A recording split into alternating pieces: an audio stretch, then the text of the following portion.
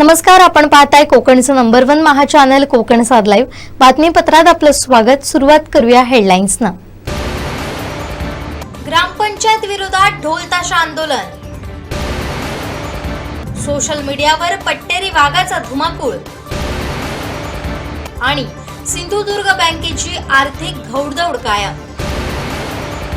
आता पाहूया सविस्तर बातम्या. मालवण बसस्थानकाच्या जुन्या इमारतीमधील साहित्य नवीन इमारतीमध्ये हलवून जुनी इमारत पाडण्याची सूचना आमदार निलेश राणे यांनी केली होती. त्यानुसार जुनी इमारत पाडण्याचं काम सुरू करण्यात आलंय.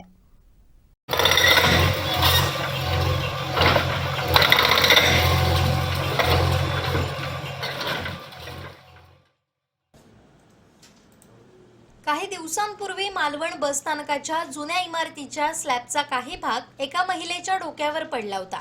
यात संबंधित महिला गंभीर जखमी झाली होती. याची माहिती घेत आमदार निलेश राणे यांनी एसटीच्या अधिकाऱ्यांसह जुन्या आणि नव्या इमारतीची पाहणी केली होती. नवीन इमारतीचं काम पूर्ण झालं असून जुन्या इमारतीमधील साहित्य नवीन इमारतीमध्ये हलवण्यात यावं, तसेच प्रवासी वर्गाला नवीन इमारतीमध्ये बसण्यास सांगण्यात यावं, अशी सूचना आमदार निलेश राणे यांनी अधिकाऱ्यांना केल्या होत्या. त्यानुसारच 2 दिवसांपूर्वी जुन्या इमारतीमधील साहित्य नवीन इमारतीमध्ये हलवण्यात आलं. त्यानंतर जेसीबीच्या सहाय्यानं जुनी इमारत पाडण्याचं काम सुरू झालंय. जुनी इमारत पाडल्यानंतर नवीन इमारतीचं अधिकृत उद्घाटन होणार आहे.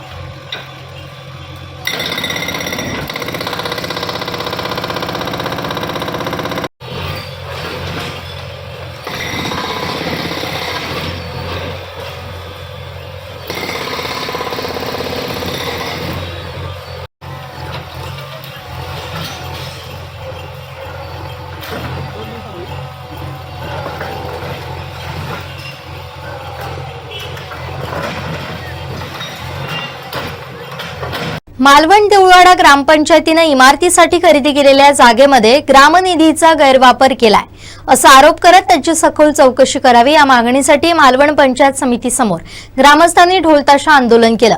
पंचायत समिती आवारात केलेल्या आंदोलनामुळे प्रशासन आणि ग्रामस्थ आमने सामने आले होते.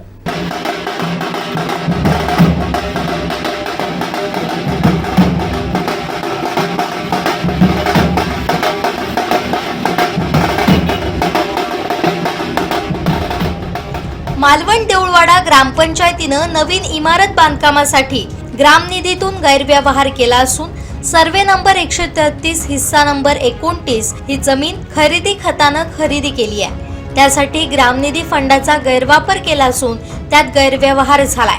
त्याची चौकशी करावी अशी मागणी ग्रामस्थांनी केली होती. आपल्या मागण्यांकडे दुर्लक्ष करण्यात आला असा आरोप करत काही ग्रामस्थांनी मालवण पंचायत समितीसमोर ढोलताशा आंदोलन केलं. सामाजिक कार्यकर्ते महेश सुवाटकर यांच्या नेतृत्वाखाली ग्रामस्थांनी हे आंदोलन केलं. आंदोलकांनी पंचायत समिती आवारात घुसण्याचा प्रयत्न केला. प्रशासनानं आंदोलकांना रोखलं. ढोलताशा वाजवणं किंवा आंदोलनाची कोणती परवानगी घेतली असा सवाल अधिकाऱ्यांनी केला. त्यामुळे ग्रामस्थ आक्रमक झाले. काही वेळ तणाव निर्माण झाला होता. अधिकारी ग्रामस्थ आमने सामने आले. खरेदीत गैरव्यवहार झाल्याचा आरोप ग्रामस्थांनी केलाय. त्यामुळे नवीन इमारतीस स्थगिती द्यावी अशी मागणी ग्रामस्थांनी केली आहे.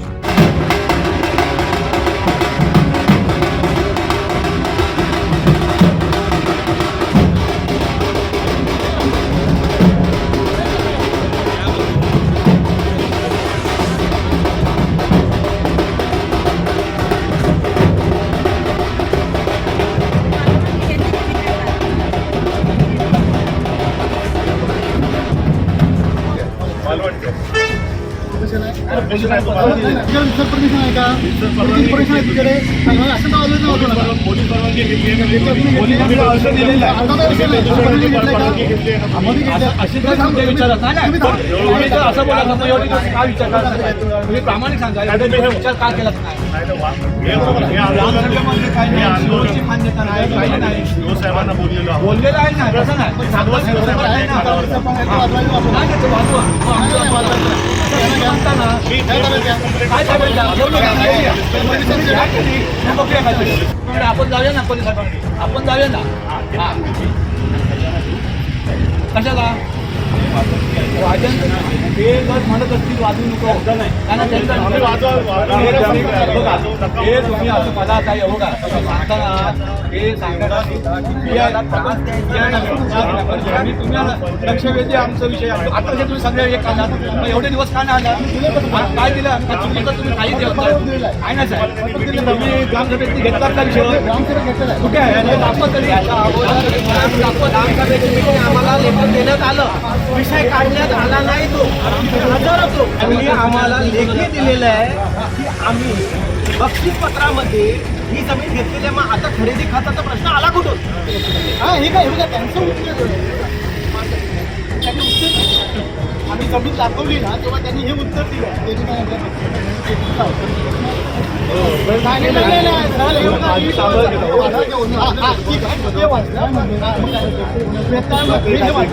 प्रयत्नशील आहे. मंदिर ठरल्याप्रमाणे बेताळ मंदिर ते जिल्हा प्राथमिक शाळा दरम्यान ग्रामपंचायतीनं मासिक सभा घेऊनच इमारतीसाठी देऊळवाडा मसुरे रस्त्यालगत 1,60,000 नाममात्र दरात 5 गुंठे जागा खरेदी केली. ग्रामपंचायतीला जमीन खरेदीचा अधिकार आहे. मासिक सभा आणि ग्रामसभा घेऊन जागा खरेदी करण्याचा निर्णय घेण्यात आलाय. आपल्या उत्पन्न वाढीसाठी ग्रामपंचायत निर्णय घेऊ शकतं. जागा खरेदी झाल्यानंतर आता माननीय बाळासाहेब ठाकरे स्मृती ग्रामपंचायत बांधणी योजनेअंतर्गत इमारतीसाठी निधी मंजूर आहे, अशी माहिती गटविकास अधिकारी प्रफुल्ल वालावलकर यांनी दिली आहे. सिंधुदुर्ग किल्ल्याचा वर्धापन दिन 12 एप्रिलला हनुमान जयंती दिवशी साजरा होतोय. या निमित्त मर्दानी खेळांसह 50 कलाकारांचे महानाट्य होणार आहे. 2 दिवस चालणाऱ्या कार्यक्रमात मंत्री आशिष शेलार, पालकमंत्री नितेश राणे, आमदार निलेश राणे यांसह अन्य मान्यवर उपस्थित राहणार आहेत, अशी माहिती किल्ले सिंधुदुर्ग प्रेरणोत्सव समितीनं पत्रकार परिषदेत दिली आहे.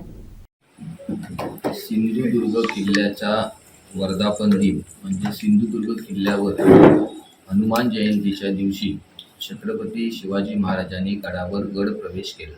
हा एवढा सुवर्ण योग दरवर्षी प्रेरणोत्सव म्हणून किल्ले सिंधुदुर्ग प्रेरणोत्सव समिती मागील 15 वर्ष सातत्याने हा महोत्सव म्हणण्यापेक्षा प्रेरणोत्सव, प्रेरणा महाराजांकडून प्रेरणा घेऊन प्रेरणोत्सव हा आम्ही साजरा करत आहोत. प्रेरणोत्सवच्या प्रथेप्रमाणे आम्ही सकाळी 12 तारखेला शनिवारी सकाळी 8 वाजता ज्या ठिकाणी छत्रपती शिवाजी महाराजांनी सिंधुदुर्ग किल्ल्याचा पायाभरणी समारंभ केला, त्या ठिकाणी 8 वाजता मान्यवरांच्या उपस्थितीमध्ये माननीय आशिषजी शेलार साहेब सिंधुदुर्ग किल्ल्याला भेट देतील. त्या ठिकाणी महाराजांना जिरेटोप आणि वस्त्र प्रदान करतील.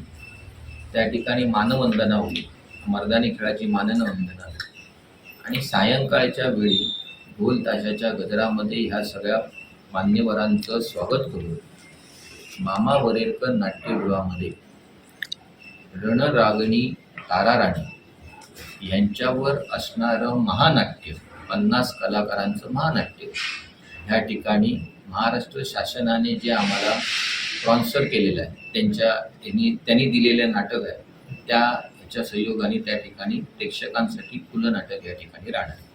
ताराणी सिंधुदुर्गात होती, तिचे इथं वास्तव्य होतं, तिने काय केलं तिथं मला करतो तुम्हाला थोडक्यात ते सांगतील. आणि आता हे आर्ट गॅलरी म्हणाला ना, ही बेसिकली ही आर्ट गॅलरी नाही नुसती, हे आरमारचं दालन, मराठा आरमार म्हणजे जी सुरुवात होणार जी माहिती असणार अगदी राजा चौलपासून किंवा त्याच्याही आधी अजिंठामध्ये पण काही उल्लेख आहेत नौकानयनाचे. भारताचा समुद्री व्यापार किती वर्षापूर्वी होता सम्राट अशोकापासून, त्याची सगळी मांडणी अगदी ते झाल्यानंतर मग महाराजांनी कल्याण भिवंडीमध्ये कुठे आरमार बांधणी सुरू केली, सिंधुदुर्ग किल्ला कसा बांधला ते करतानाची डच लोकांची पत्र आहेत काही, त्यांचा व्यवहार आहे पत्र, की महाराज काय करतात. आणि आपल्या लोकांना माहीत नव्हतं महाराज इथे काय करतात, पण ते युरोपल्या मधल्या लोकांना माहीत होतं की किती जहाज बांधतात, काय करतात. इथे असा एक उल्लेख की महाराज मालवणवरनं 84 गलबतं घेऊन आरमारी बसणूवरती स्वारी केलेली आहे. हा सगळा इतिहास तिथे आपण मांडणार आहोत. आरमाराच्या बोटी कशा होत्या, त्यांच्या सगळ्या प्रतिकृती तिथे असणार आहेत, त्यावेळेचे दस्तऐवज फार आम्ही अगदी लंडन आणि डचपासून आम्ही प्रयत्न करतो तिथून मूळ दस्तावेज आणायचा. इतकी महत्त्वाची माहिती या आरमारी. आमचं जे नाटक आहे रणरागिणी तारा राणी, जिथे छावा पिक्चर संपतो तिथे नाटकाची सुरुवात आहे. ॲक्च्युली संभाजीराजांची हत्या ते औरंगजेबाचा मृत्यू हा कालखंड आहे. जसं ज्योती मॅडमने सांगितलं की त्या काळी राजा नव्हता, राजधानी नव्हती. अशा काळामध्ये सगळीकडे फिरून त्यांनी ते मराठीशाही राखली, स्वराज्य राखलं. आणि ह्याचं सगळं जर श्रेय कोणाला जात असेल तर तारा राणी आणि त्यांनी त्यावेळी जे सगळं त्याचं आपलं कौशल्य वापरलं आणि जे सरदार होते सगळे त्यांना एकत्र करून ठेवलं मराठी लोकांना, त्याचं सगळं श्रेय हे तारा राणीला जातं. आता तारा राणींचा पण इतिहास असा आहे की अनेक महिने तारा राणी सिंधुदुर्ग किल्ल्यात राहिलेल्या होत्या आणि तो कालखंड पण कसा होता, अस्सल पावसाचा कालखंड आहे तो. म्हणजे आत्ताही आपल्याला किल्ल्यात या काळात पावसात जाणं कठीण होतंय, पण त्या काळात भर पावसात महाराणी ताराबाई ह्या आपल्या किल्ल्यात राहिलेल्या होत्या आणि तिथून त्यांनी काय राजकारण केलं यापासून पुन्हा आपण मूळ सिंधुदुर्ग किंवा मालवणवासीय पुन्हा एकदा आपल्याला हे माहीत नाहीये. त्यामुळे हा उजाळा आम्ही या प्रेरणोत्सव मधून देणार आहोत की तारा राणींचं सिंधुदुर्गातील वास्तव्य आणि वास्तव म्हणजे इथे राहून त्यांनी काय राजकारण केलं आणि इथून राजकारण केल्यामुळे पुढची संपूर्ण 1812 पर्यंत म्हणजे जोपर्यंत इंग्रजांची सत्ता येत नाही तोपर्यंत तारा राणींच्या ह्याचं म्हणजे करवीर घराण्याचंच राज्य आपल्यावर कसं राहिलं याची कारण मीमांसा तिथून आम्ही करणार आहोत. आमचे दिवसभरातले सर्व अपडेट्स, ताज्या घडामोडी आणि थेट लाईव्ह पाहण्यासाठी सबस्क्राईब करा, लाईक करा कोकणचं नंबर 1 महा चॅनल कोकण 7 लाईनचं YouTube चॅनल. सिंधुदुर्गातील दोडामार्गात युथ बीट्सच्या टीमला वाघाचं दर्शन झालंय. दोडामार्गच्या जंगलात फिरताना त्यांना हा वाघ दिसला. त्याचं दृश्य कैद केलंय निसर्ग अभ्यासक दर्शन वेंगुर्लेकर यांनी. सिंधुदुर्गातील वाघांच्या अस्तित्वासाठी जंगल जपणं ही आपली जबाबदारी असल्याची प्रतिक्रिया त्यांनी दिली आहे. पाहुयात सोशल मीडियावर धुमाकूळ घालणारा हा वाघाचा व्हिडिओ.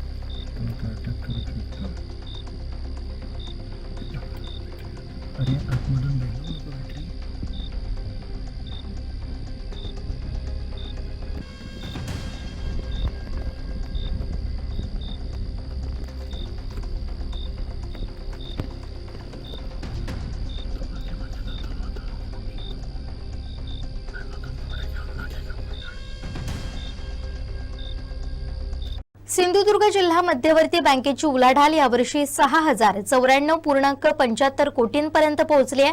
31 मार्चला संपलेल्या वर्षात ठेवींमध्ये 360.33 कोटींची वाढ, कर्जामध्ये 343.53 कोटींची वाढ तर तब्बल 703.86 कोटींची व्यवसायातील वाढ झाली आहे. 116.48 कोटी ढोबळ नफा मिळवत सिंधुदुर्ग जिल्हा बँकेनं ग्राहकांच्या मनात विश्वासाचं नातं निर्माण केलंय. या माध्यमातून अनेक उद्योजक, व्यावसायिक निर्माण झाले, अशी माहिती सिंधुदुर्ग जिल्हा बँकेचे अध्यक्ष मनीष तळवी यांनी ओरोस इथं झालेल्या पत्रकार परिषदेत दिली आहे. आणि या सिंधुदुर्ग वासियांच्या सहकार्यामुळे आमची यशाची घोडदौड कायम राहिलेली आहे. यावर्षी आमचा व्यवसायाचा टप्पा हा 6,000 कोटीच्या पुढे गेलेला असून या व्यवसायामध्ये या एका आर्थिक वर्षामध्ये जवळजवळ 703 कोटी रुपयांची घसघशीत अशा प्रकारची एक वाढ झालेली आहे. आणि त्याचबरोबर निव्वळ नफासुद्धा यावर्षी जवळपास 9 कोटीने वाढ झाली. गेल्या वर्षी तो 26 कोटी होता, यावर्षी 35 कोटी रुपये झालेला आहे.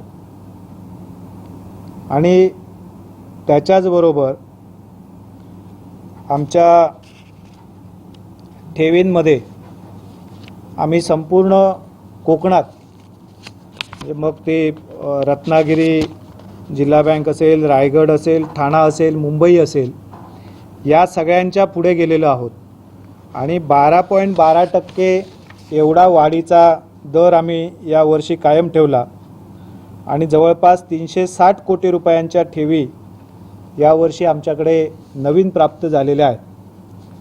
आणि आपल्याला सांगायला आनंद होतो की यावर्षी मुंबई जिल्हा बँकेच्या ठेवींच्या वाढीचं प्रमाण 7.52 आहे.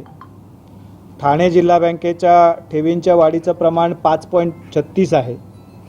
रत्नागिरी जिल्हा बँकेच्या ठेवींच्या वाढीचं प्रमाण 7.96 आहे.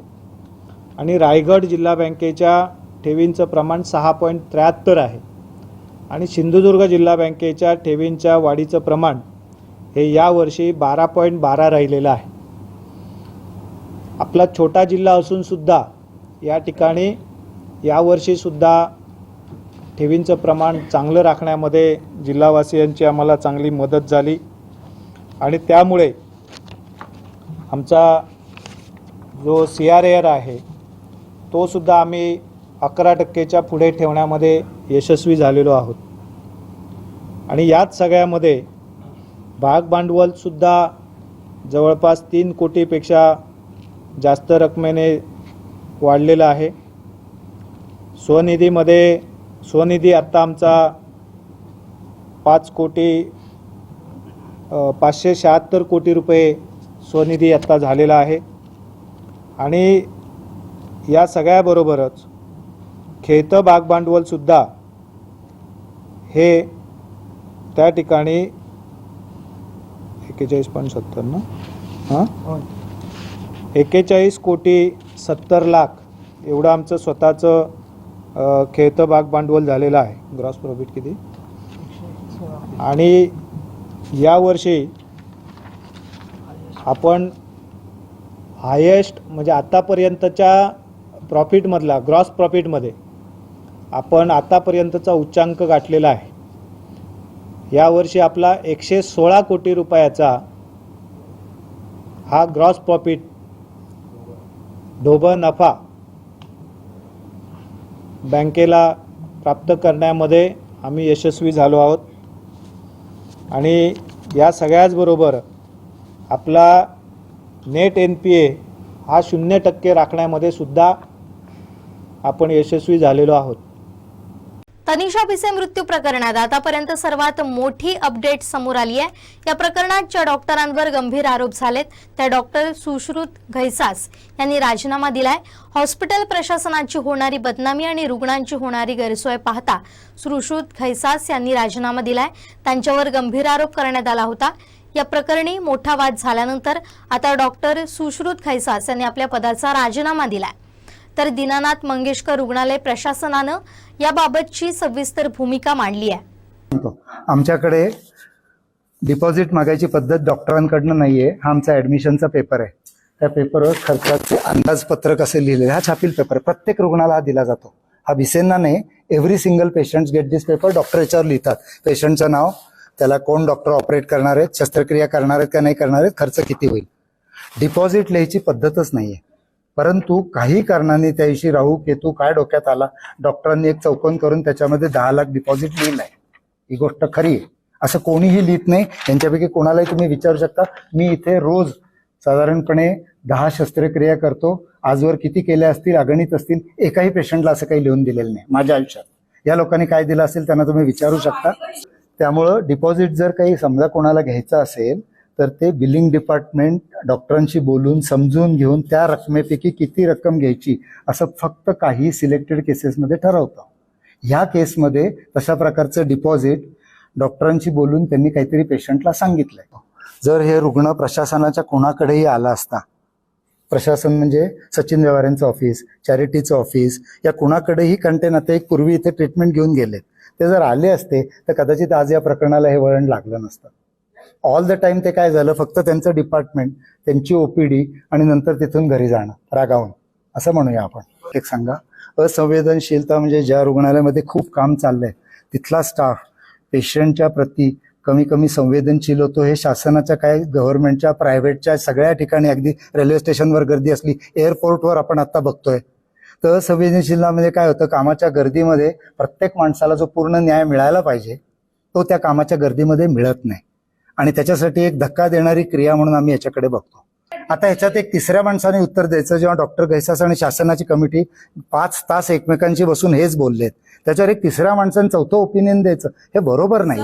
असंवेदनशीलतेवरती मी बोलू शकतो. त्यांनी मला सांगितलं की सर ते माझ्याकडे डिपॉझिट मागतात, माझ्याकडे एवढी रक्कम नाही. म्हटलं तुमच्याकडे किती रक्कम आहे, तर त्यांनी सांगितलं की मी 2-2.5 लाख रुपये भरू शकतो. म्हटलं तुम्ही तेवढे भरा, बाकी सर्व सूचना मी देतो, तुम्ही जाऊन आता ती रक्कम भरा. ते लोक मी सांगितलेल्या गोष्टीला कधी नाही म्हणणार नाही. आता ह्याच्या पलीकडे मला पुढे काही कळलं नाही.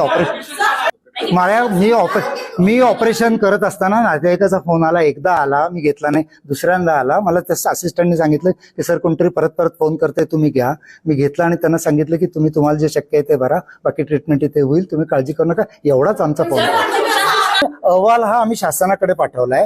तुम्हाला जे दिलंय त्याच्यामध्ये फक्त घटनाक्रम आहे, पेशंटचं मेडिकल कोणतीही गोष्ट त्यात नाही. आज जे तुम्ही विचारताय, सांगतो मी, आता जे तुम्ही म्हणताय की मेडिकल ट्रीटमेंट तिला काय गेली, हे त्या अहवालात आहे शासनाच्या. तिला पूर्वी काय आजार होते का, हे आहे त्या शासनाच्या अहवालात. तिला आम्ही ते पूर्वीचे काय आजार होते तुम्हाला आम्ही दिलेले नाही. केंद्र सरकारनं पेट्रोल आणि डिझेलवरील उत्पादन शुल्कात 2 रुपयांनी वाढ केली आहे. सरकारनं इंधनावरील उत्पादन शुल्कात वाढ केलेली असली तरीही याचा भार सर्वसामान्यांच्या खिशावर पडणार नाही. मिळालेल्या माहितीनुसार वाढीव उत्पादन शुल्काचा भार तेल कंपन्या वाहणार आहेत.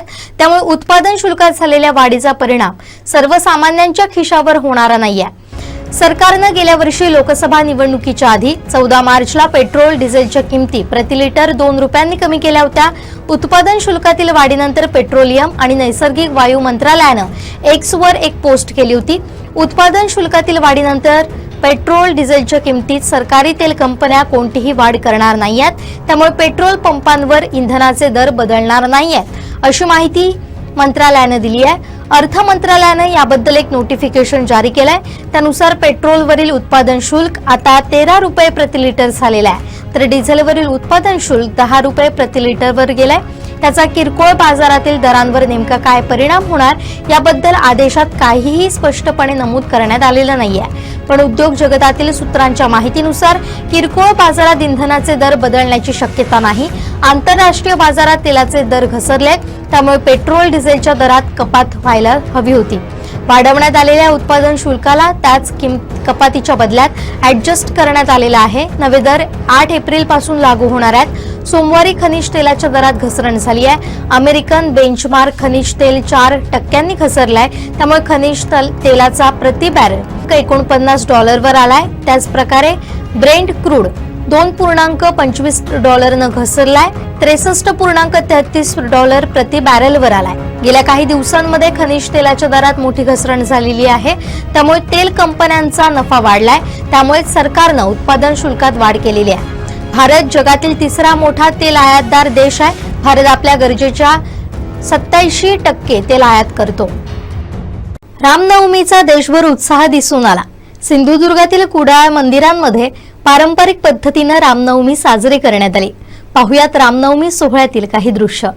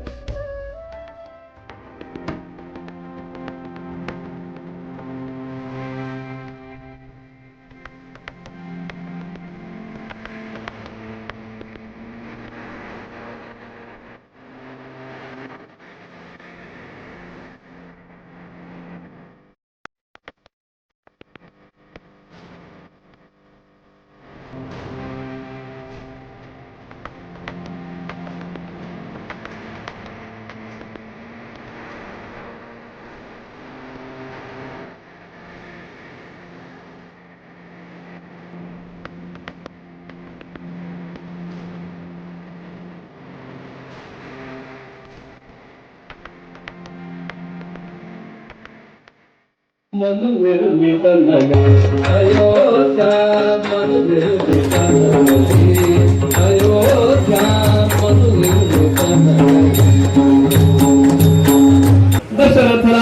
स्वप्न आपण बधिले आणि एके स्त्रियेसी मारिले अपराध गुण. हे स्वप्न आपल्या वसिष्ठ ऋषींना सांगितलं. काय सदा दशरथा दशरथा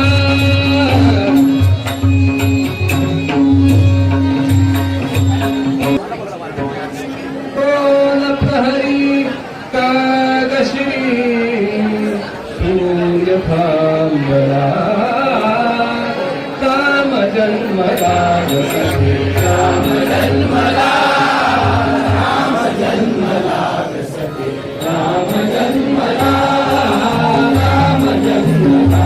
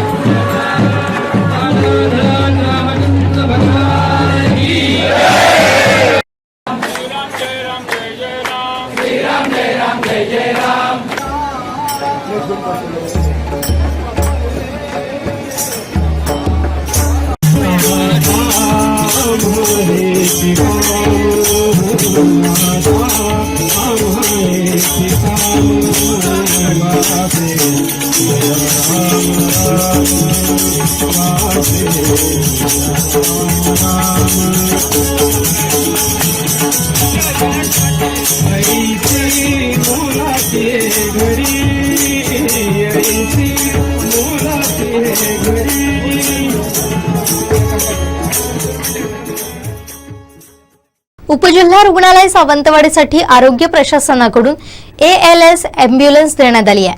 येथील रुग्णांसाठी या रुग्णवाहिकेची असणारी मागणी पाहता ही अत्याधुनिक व्हेंटिलेटरची सोय असणारी रुग्णवाहिका सावंतवाडीत उपलब्ध करून देण्यात आली आहे. यासाठी प्रशासनाकडे पाठपुरावा करणाऱ्या युवा रक्तदाता संघटनेकडून 108 रुग्णवाहिका जिल्हा आरोग्य प्रशासनाचे आभार मानण्यात आले. सावंतवाडी उपजिल्हा रुग्णालयातून गोवा बांबू इथं रेफर केलेल्या रुग्णांची संख्या अधिक आहे. फिजिशियन, न्यूरो, हृदयरोग तज्ज्ञांअभावी गोव्यात पाठवल्या जाणाऱ्या रुग्णांची संख्या अधिक आहे. रुग्णाला बांबोईला हलवताना व्हेंटिलेटर असणारी ALS अँब्युलन्स उपलब्ध नसल्यानं असुविधा निर्माण होत होती. प्राथमिक उपचार मिळणं कठीण होतं. व्हेंटिलेटर असणारी 108 ओरोस कणकवली येथून सावंतवाडीला पाठवली जात होती. यात बराच अवधी जाऊन रुग्णांची परिस्थिती आणखीन गंभीर होत होती. वेळेत उपचार न झाल्यास जीवही गमवावे लागत होते. याची दखल घेत युवा रक्तदाता संघटनेकडून सावंतवाडी उपजिल्हा रुग्णालयात व्हेंटिलेटर असणारी ALS अँब्युलन्स देण्यात यावी अशी मागणी आरोग्य प्रशासनाकडे करण्यात आली होती. त्यानुसार जिल्हा शल्य चिकित्सक डॉक्टर श्रीपाद पाटील यांनी सावंतवाडीची गरज लक्षात घेऊन ही रुग्णवाहिका सुपूर्द केली आहे. 108चे जिल्हा व्यवस्थापक विनायक पाटील यांनी ही रुग्णवाहिका सावंतवाडी रुग्णालयाच्या ताब्यात दिली आहे. यामुळे सावंतवाडीतील रुग्णांना फायदा होणार आहे. व्हेंटिलेटर, ECG, CPR सह इतर सुविधा या रुग्णवाहिकेत उपलब्ध आहे. यासाठी युवा रक्तदाता संघटनेकडून जिल्हा आरोग्य प्रशासन 108 रुग्णवाहिका प्रशासनाचे आभार मानण्यात आले. तसेच जिल्ह्यात 108 देत असलेली रुग्णसेवेसाठी श्री पाटील आणि सहकाऱ्यांचे युवा रक्तदाता संघटनेकडून सूर्याजी यांनी विशेष कौतुक केलंय. यावेळी युवा रक्तदाता संघटनेचे अध्यक्ष देव्या सूर्याजी, 108चे विनायक पाटील, प्रथमेश प्रभू, राजू धारपवार, महेश चौगुले, धैर्यशील शिर्के उपस्थित होते. अखिल भारतीय मराठा महासंघ दोडामार्ग आणि सिंधू विकास संशोधन कौशल्य विकास संस्था कुडा यांच्या संयुक्त विद्यमानं रविवारी 13 एप्रिलला सकाळी 9:30 वाजता महाराजा हॉल दोडामार्ग या ठिकाणी ॲडव्हान्टेज दोडामार्ग हा उपक्रम आयोजित करण्यात आलाय. अशी माहिती अखिल भारतीय मराठा महासंघाचे तालुकाध्यक्ष उदय पास्ते यांनी दिली आहे. जय शिवराय, जय शंभूराजे. अखिल भारतीय मराठा महासंघ दोडामार्ग आणि सिंधू विकास संशोधन व कौशल विकास संस्था कुडाळ यांच्या संयुक्त विद्यमाने रविवारी 13 एप्रिल 2025 रोजी महाराजा हॉल बाजारपेठ दोडामार्ग या ठिकाणी ॲडव्हान्टेज दोडामार्ग या नावाने मेळाव्याचे आयोजन करण्यात आले आहे. यावेळी उद्योग, शेती व पूरक व्यवसायाच्या माध्यमातून दोडामार्ग तालुक्याला प्रगतीपथाकडे नेण्याच्या दृष्टिकोनातून मार्गदर्शन करण्यासाठी आम्ही विविध क्षेत्रातील 5 ते 6 तज्ज्ञांना या ठिकाणी आमंत्रित करतोय. त्यामध्ये doctor Satish Karande, Maharashtra knowledge foundation माजी सल्लागार, त्यानंतर ॲडव्होकेट उमा सावंत, पर्यावरण कायदेविषयक तज्ज्ञ, त्याचप्रमाणे श्रीमती तलुल्ला डिसिल्वा, आर्किटेक्ट, विषय जुनी बांधकाम शैली, डॉक्टर राजेंद्र केरकर, पर्यावरण तज्ज्ञ, विषय त्यांचा इको टुरिझम, श्री मोहन होडावडेकर, संचालक कॅन बँक, विषय त्यांचा बांबू, आणि सचिन देसाई, संचालक सामंतक संस्था, विषय त्यांचा काजू व बोंडू यावर प्रक्रिया. तर अशा या विविध क्षेत्रातील तज्ज्ञांना आपण दोडामार्ग तालुक्यातील समाज बांधवांना मार्गदर्शन करण्यासाठी या ठिकाणी आम्ही आमंत्रित करत आहोत. आता यावेळी दोडामार्ग तालुक्यातील विविध क्षेत्रातील आपले जे कार्य केलेले व्यक्तिमत्व आहेत त्यांचे आपण सत्कार या ठिकाणी ठेवलेले आहेत. आणि त्याचप्रमाणे दोडामार्गच्या भौगोलिक दृष्टिकोनातून आपला दोडामार्ग हा महाराष्ट्राचे ॲमेझॉन म्हणून ओळख आहे. आणि या दोडामार्गचा विकास करताना कोणत्या पद्धतीने करायचा, येत्या पिढीला याचं मार्गदर्शन व्हावं यासाठी हा मेळावा आपण ठेवलेला आहे. याचं आयोजन अखिल भारतीय मराठा महासंघाने जरी केलेलं असेल तरी सर्व समाजातील, सर्व जातीतील लोकांना आम्ही या मेळाव्यासाठी आमंत्रित करणार आहोत, जेणेकरून दोडामार्गचा विकास हा संपूर्ण दोडामार्गवासियांच्या एकोप्याने व्हावा अशी आमची इच्छा आहे. आणि म्हणून हे कार्यक्रमाचं आयोजन केलं आहे. तर अखिल भारतीय मराठा महासंघाच्या वतीने मी संपूर्ण दोडामार्गवासियांना या मेळाव्यात उपस्थित राहण्याचे आवाहन करत आहे. धन्यवाद. यापुढील जो दोडामार्ग असेल तो आम्ही नवीन नवयुवक आहेत, उद्योजक आहेत, त्यांना उद्योग कशा पद्धतीने करावा या संदर्भात त्यांना आम्ही माहिती देण्यासाठी या तज्ज्ञांना या ठिकाणी निमंत्रित करतो आहे. विकासाच्या दृष्टिकोनातून आपण प्रत्येक म्हणजे रोजगाराकडे पण देणार आहोत. कसं आहे, दोडामार्ग तालुक्याची जी आजची भौगोलिक स्थिती आहे, दोडामार्ग तालुक्यात मोठमोठे सुंदर असे आपले जंगल आहेत, झाडे झुडपे आहेत, आणि याचं संवर्धन व्हावं ह्या दृष्टिकोनातून सुद्धा आमचे प्रयत्न चालू राहणार आहेत. शेवटी ठळक घडामोडी पुन्हा एकदा. ग्रामपंचायत विरोधात ढोलताशा आंदोलन, सोशल मीडियावर पट्टेरी वाघाचा धुमाकूळ, आणि सिंधुदुर्ग बँकेची आर्थिक घौडदौड कायम. बातमीपत्रात वेळ झाली इथेच थांबण्याची. पाहत रहा कोकणचं नंबर 1 महा चॅनल कोकण साधलाय. धन्यवाद.